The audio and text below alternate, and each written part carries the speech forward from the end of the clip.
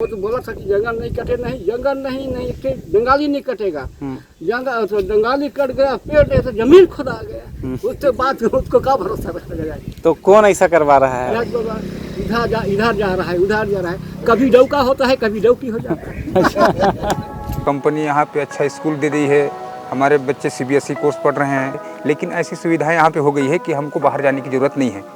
हसदेव बचाओ आरड़ वाले वो लोग माने बस हल्ला करने जानते हैं। जो जंगल जलता रहता है उतना टाइम वो लोग कहाँ रहते हैं, ना उसको बुझाते हैं। अभी जाके देखिए, बस बाहर से दिखेगा आपका माने हरा भरा, अंदर जाके देखिए तो जो माने विरोध पक्ष में खड़े हैं वही लोग काट के उसमें चाहिए। नुकसान नहीं होगा तो फायदा भी नहीं होगा। जब माने पेड़ कटेगा तभी तो हमको वहाँ काम मिलेगा। अब नौकरी मिलेगा, उसी पैसे से परिवार चलाएंगे, प्लस बाल बच्चे को भी पढ़ाएंगे लिखाएंगे। विरोध वही कर रहे हैं सर जो बाहर से आते हैं, खुद अपने बच्चे लोगों को बढ़िया फैसिलिटी स्कूल में पढ़ाते हैं, और हम लोग जैसे गांव देहात के हैं, जहां हैं वहीं रहें, इस टाइप से उन लोगों का सोच होगा। आज के डेट में हमारे बच्चे लोग अदानी विद्या मंदिर में पढ़ रहे हैं। नमस्कार, मैं हूं मनीष। पिछले एक दशक से छत्तीसगढ़ में अडानी कोल माइंस को लेकर विश्व भर में चर्चा बनी हुई है। एक तरफ पर्यावरण प्रेमियों का संगठन है, गांव के कुछ लोग हैं जो माइंस और पेड़ों की अंधाधुंध कटाई का विरोध करते आ रहे हैं। दूसरी तरफ वो लोग भी हैं जो लगातार माइंस खुलने के पक्ष में, वो चाहते हैं कि माइंस खुले। जिस तेजी से जंगलों की कटाई हो रही है, हमारे सवाल पर कि माइंस आखिर क्यों खुलना चाहिए पर ग्रामीण जो जवाब देते हैं, यकीन मानिए बहुत सोचने पर मजबूर कर देता है।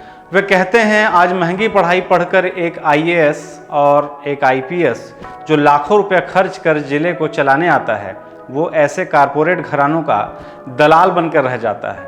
हर जनसुनवाई में एक थानेदार से लेकर एक SP, एक पटवारी से लेकर कलेक्टर तक रिश्वत लेते हैं। यहाँ तक कि पत्रकारों का भी सब कुछ सेट होता है। मुख्यमंत्री चाहे भाजपा के रमन सिंह रहे हों या कांग्रेस के भूपेश बघेल, हर किसी ने आम जनता को इस मामले में छला है।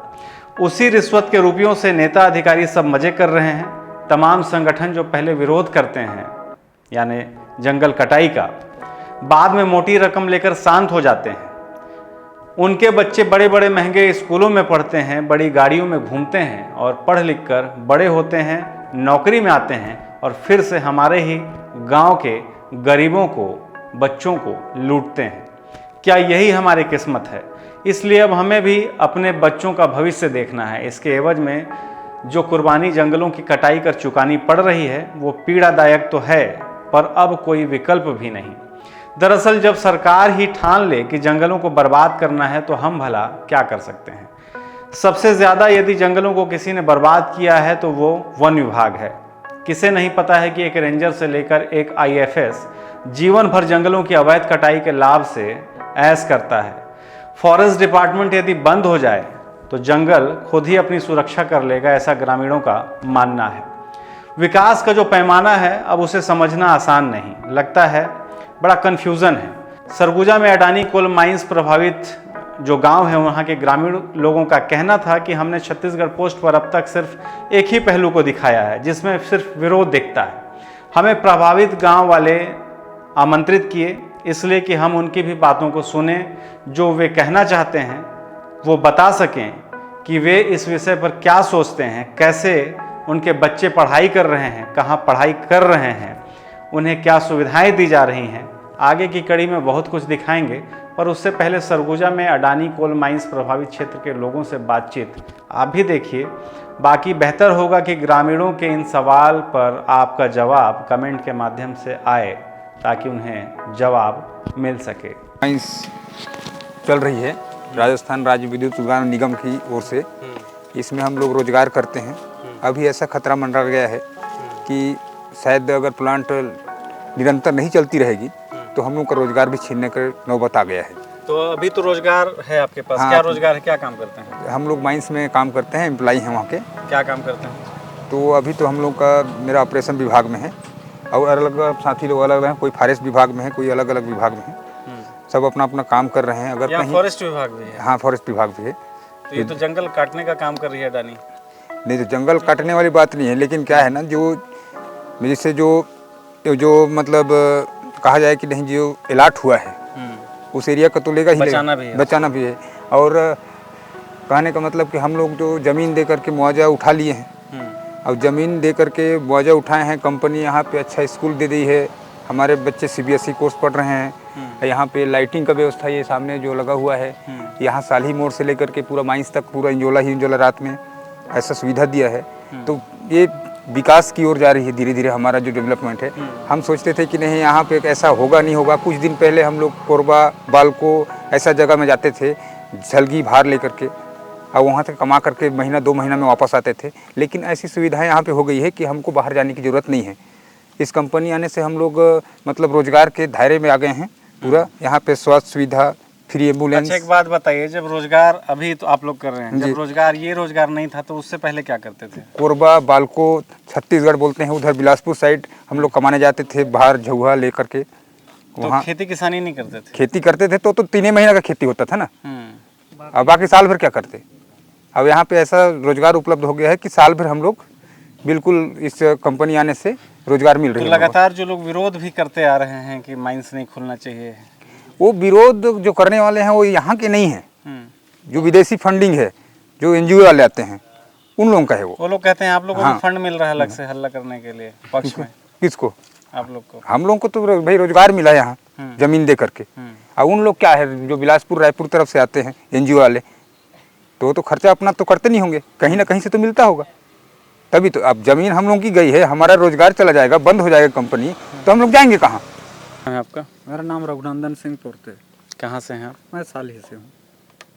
तो पिछले 10 साल से यहाँ पर कोयला उत्खनन का काम चल रहा है, तो फायदा है आप लोगों को? हाँ सर, फायदा तो है। क्या फायदा है? फायदा है, देखिए अब हमको मैंने रोजगार मिल गया। क्या रोजगार मिल गया? अब वहाँ काम करते हैं खदान में, कितना मिलता है तो मिलता है 25,000 महीना? महीना में। और अब पहले तो आप खेती किसानी करते थे, तो धान वान भी अपना ही पैदावार होता रहा होगा। पैदावार होता था सर, लेकिन उतना नहीं होता था। आज देखिए जैसे थोड़ा ज़मीन है ना, फिर भी अपना वो हो जा रहा है, लेकिन जो ज़मीन दे दिए वहाँ से अपना रोजी रोटी चलाने के लिए खदान जाते हैं। वहाँ मैंने अपना बाल बच्चे को भी पढ़ाने का अवसर मिला है।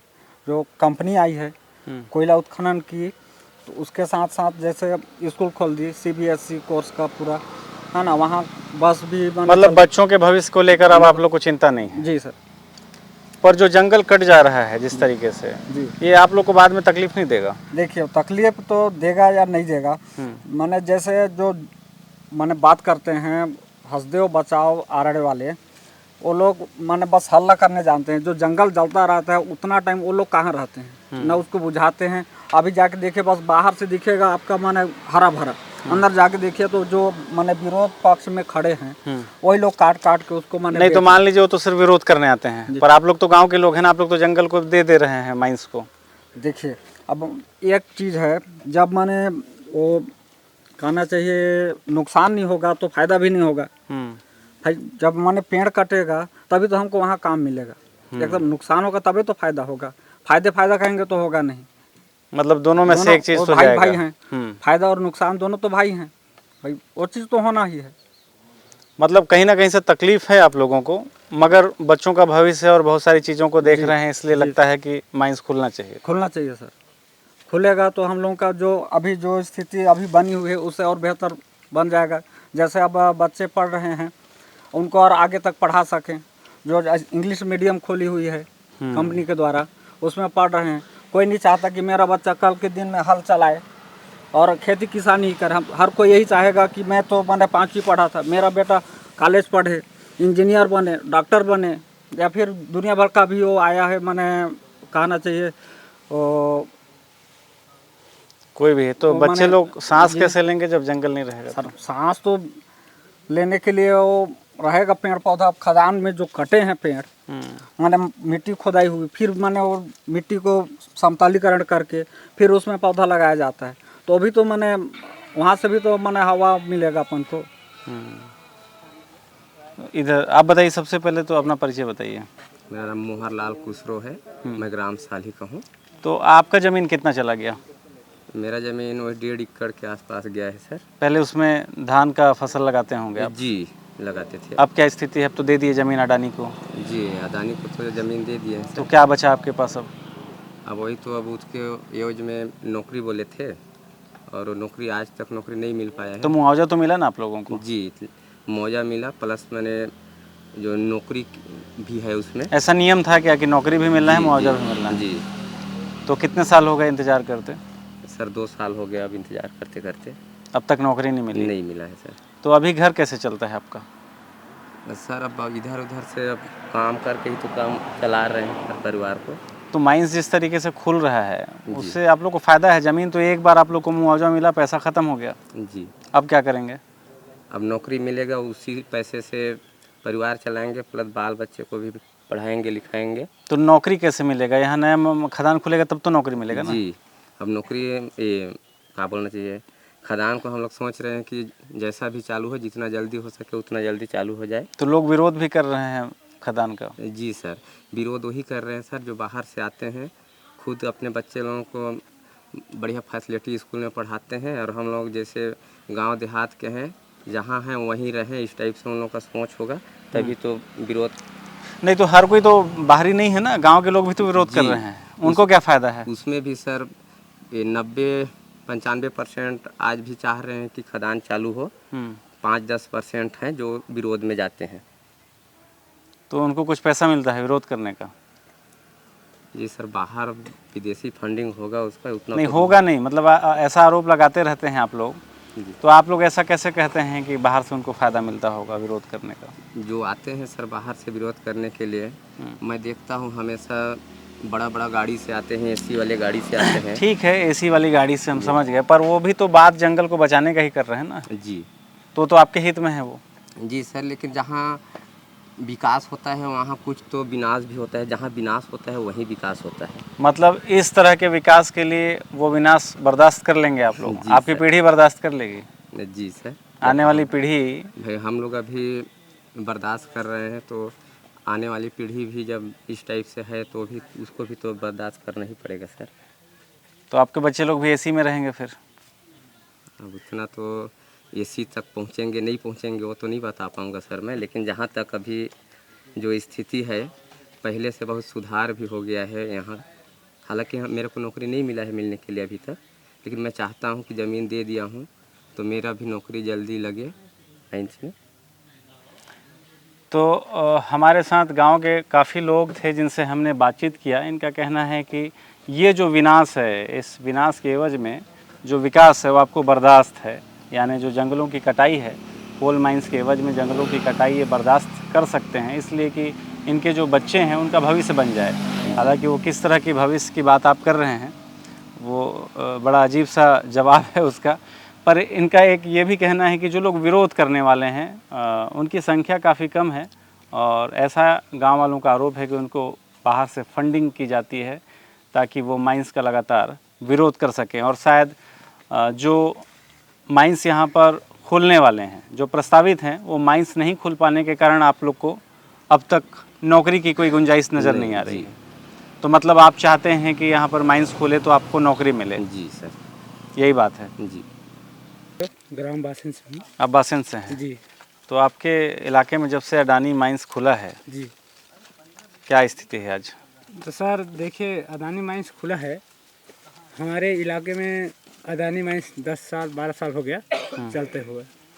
तो सर आज के डेट में देखा जाए तो अदानी माइंस खुलने से लोगों को जागरूकता टाइप से अनुभव हुआ है। क्या जागरूकता ही? मतलब पहले बच्चे लोग थे, हम लोग अपने बारे में बता रहे हैं। हम लोग बच्चे थे, पहले स्कूल के बारे में उतना जानकारी नहीं था, काहे कि गरीब परिवार से हैं तो उतना जानकारी नहीं था। आज के डेट में हमारे बच्चे लोग अदानी विद्या मंदिर में पढ़ रहे हैं। तो इस तरीके से मतलब डेवलप चल रहा है अदानी माइंस आने से। और कोई मतलब अन्य लोग आके विरोध करते हैं तो नहीं, तो जो अन्य लोग आ रहे हैं वो तो आप लोग के जंगल को बचाने की ही बात कर रहे हैं ना? ठीक है सर, तो मतलब एक पेड़ काट रहा है उसमें 5 पेड़ लगा के दे भी तो रहा है। आप देखे हैं 5 पेड़ लग रहा है? हम लोग देखे हैं सर, अभी हम उधर ही से आ रहे हैं। अच्छा, काहे कि हमारा गांव वहीं है। तो जो जंगल 50 साल 60 साल पुराना घना जंगल है जी वो ख़त्म हो जा रहा है, तो वो जंगल अब आप देख पाएंगे?